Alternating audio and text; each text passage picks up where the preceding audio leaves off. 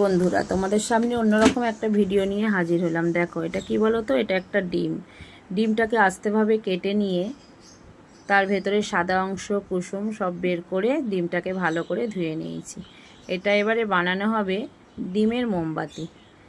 তা ডিমের মোমবাতি বানানোর জন্য নিয়ে নিলাম মোম। সেটাকে গরম করে গলিয়ে নিয়েছি।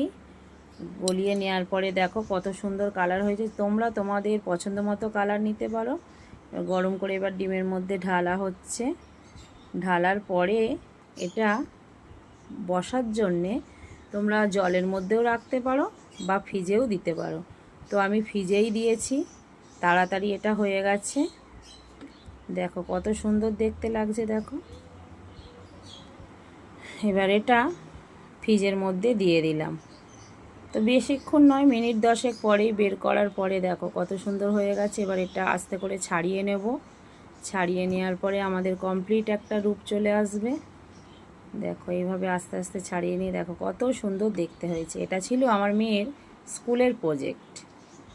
তো সবাই এটাকে ট্রাই করতে পারো।